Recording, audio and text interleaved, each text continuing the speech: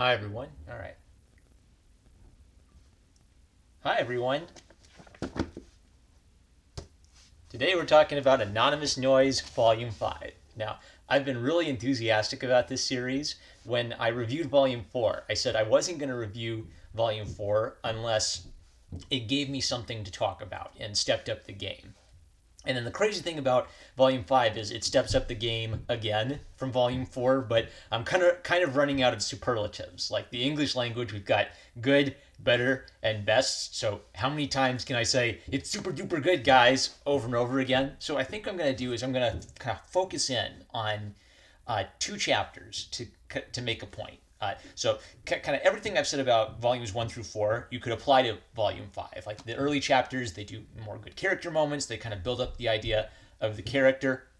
But the rock and roll scene went above and beyond my expectations. Like if there had been like a couple pages of them playing some rock and roll, I'd have gotten the point. I'd said, yeah, that's cool. I'm ready for the next chapter. I'd have been enjoying myself. But what Ryoko Fukuyama did is she made the guitar battle a character moment and sort of the equivalent of a really good battle scene in a boys manga or a boys superhero comic. I have to find the quote, but uh, Jack Kirby used to say that dynamism, action, was a way of conveying something about the character, about the virtue of the hero or the evilness of the villain. And so the interesting thing about this rock battle is it's visually explosive, but it also communicates things about the band as a whole and the characters as individuals. So in that way, it's kind of like it's literally a battle of the bands. It has the same energy of a really good fight scene in a boys comic. So uh, the only thing you need to know, really, if you hopped into Volume 5 and you hadn't read Volume 1 through 4, is that Nino Arisugawa is a talent. This isn't Nino. This is Mio, who was the singer Nino replaced. So Nino is a talented musician. She's a hardworking musician, but she is not a classically trained musician. And because she sings emotionally, sometimes her emotions sort of take over, and she starts screaming or going out of rhythm. So she's a tough kind of untrained but raw talent. And what the rock battle does is that takes that premise to the logical extreme of how far it can possibly go. So uh, in earlier volumes, what I've talked about is that Nino is kind of caught up in this love triangle that's a little goofy, but it's so enthusiastic and so sincere that, and the comedy writing is so good that I ended up getting swept along into it. So what sets the stage for this is Momo, the tall, handsome boy from her childhood who I think is kind of a jerk. Well, he comes to give her like a goodbye. And is he manipulating her or is this sincere? I think he's being sincere. He wants to give her closure and give her a real goodbye because he didn't give her a goodbye when she was a kid, and that gave her years of like not feeling closure. So because of that, she's now emotionally wound up because she loves Momo. She's never admitted this to him, and a lot of her singing has been motivated by her desire to find Momo again and reach Momo. So now poor Alice, she's already kind of like a little ditzy, really straightforward. She's got this intense focus, and now she's got like her emotions banging around inside her head. So with that, she kind of what's neat is this calls out to something in chapter 4, which is when Momo tempted her to quit In No Hurry, and to my surprise, she said, "I would never take a bet like that. In No Hurry means too much to me. These are my new friends. This is how I'm expressing music." So even though her childhood connection is what motivated her to begin to sing more and become a musician, the band she's with now is what has given her kind of like the focus to become an artist, right? And she doesn't want to throw that away. So I was really impressed by that because that was upsetting sort of a dumb cliche Hollywood convention, which would be, oh, I'll quit the band forever if you beat us at the Battle of the Bands, and then that takes all the tension away because I know who's going to win. All right. So again, but they call back to that again because now it seems like she might be tempted to run off after Momo and leave her band in the lurch, which would be kind of an immature, bad decision. And if they had done that, you still could have made that work for a story. Like Nino's a little immature. Maybe she makes a bad decision and learns from it. But no, she makes the right decision and decides she's going to stick with the band and do the performance. And they kind of do this neat head fake where she says, "I'm sorry," to Yuzu, who's the songwriter for the band. So you think, oh no, is she really going to leave? Is she really going to leave? No. She stays with the band, and she decides what she's going to do is she's going to pour all of her mixed up emotions into her performance. And this two-panel interaction is got to be like, this is like the best two-panel summary for an entire manga I've ever seen. I'll reach him. Yuzu, brace yourself. For what? For Alice. Because they all know that something's coming, and they're not quite sure they can handle it. So at their first performance, Nino Arisugawa, so her nickname is Alice, like Alice in Wonderland, the band. So I'll call her Alice, because that's what I like to call her. So Alice started screaming rather than singing, because she gets a little bit too in the heat of the moment while singing. But it actually kind of works for an alternative rock band. So what would be the next logical step up from that? Well, it's that she completely loses control live on stage during a rock performance and gives this incredibly intense emotional performance that stretches over 2 chapters. Now, can you imagine reading 2 or 3, Marvel comic books that were all about one rock and roll performance? Right? So I think the point of this is that this is stretching out a single rock and roll performance over 2 chapters of the manga, but because the character setup is so good, because the drawing is so intense and enthusiastic, and it does a good job of kind of explaining for young people what the significant is for the characters of what's going on in the rock and roll show. It becomes 2 gripping chapters that made me feel like I was at a real, alternative rock and roll performance surrounded by a screaming crowd. And I've never been to a rock concert in my life. It's not my thing, but these 2 chapters are great, emotionally impactful comics because they draw you into the world and they make you feel that rush for page after page after page. You just feel the rush of the rock and roll, and it's what a good rock and roll band should be. Because when you think about it, a lot of rock and roll stars were performers. The music on the CD, it's kind of tight and polished and clean, and they get it recorded over and over again. But rock and roll performances, dumb things happen. I once saw a cover band of the Beatles. They'd dress up as the Beatles and they'd perform Beatles songs. And live during the performance, one of the microphones fell over, and the guy who was singing John Lennon's part, he just sort of laughed it off and kept going. And that was a very, John Lennon-y thing to do. So what this is that this is a rough rock and roll performance that is completely, you would have never forgotten this. This would have been like a history of rock and roll moment. And it's great because even though they're the protagonists, they've got the smallest stage at the Rock Horizon band event. So they feel like an up-and-coming hit rock band because they're still, they're a hit in the indie scene, but they're still, they got the smallest audience at the event, and they just blow everyone's socks off.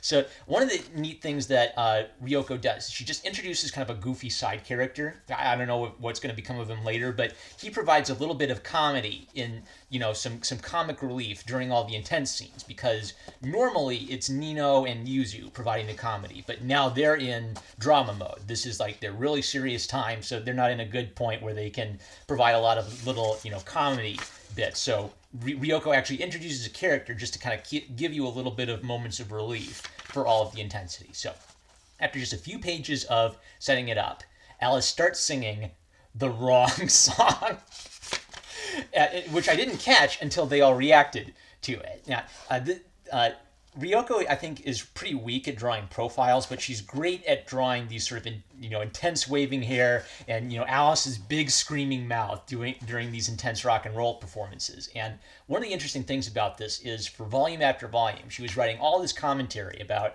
how excited she was to go to a rock concert with her editor and get photo reference for this. So you kind of knew that she was excited to write this. She's a very enthusiastic writer and artist, but I wasn't expecting, 2 chapters of something this intense, which meant that she facilitated a lot of her experience going to a rock concert into this manga and wanted to make it count.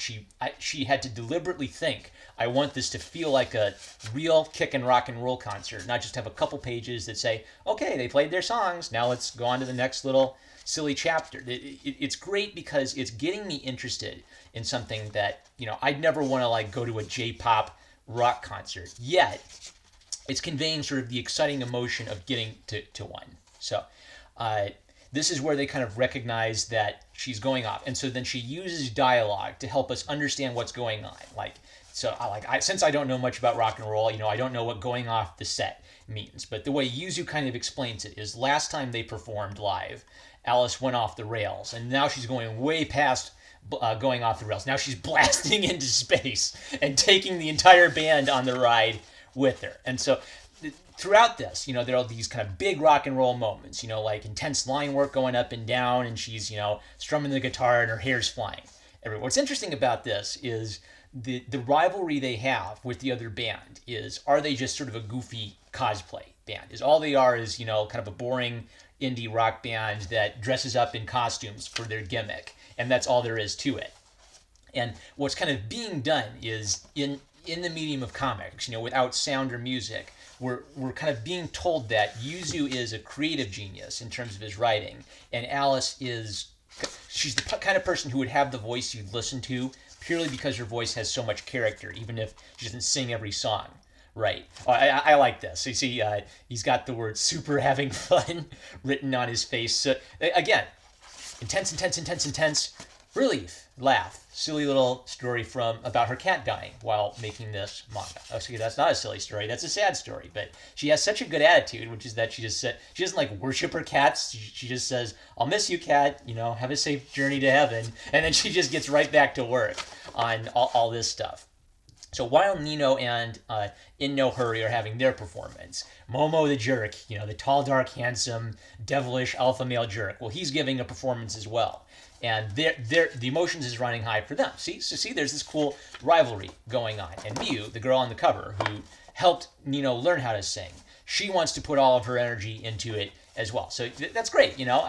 She's a secondary character, but it's kind of cool to see her giving it her all too. But then the focus is Alice. So we're staying on focus. The characters we care about are Alice and In No Hurry.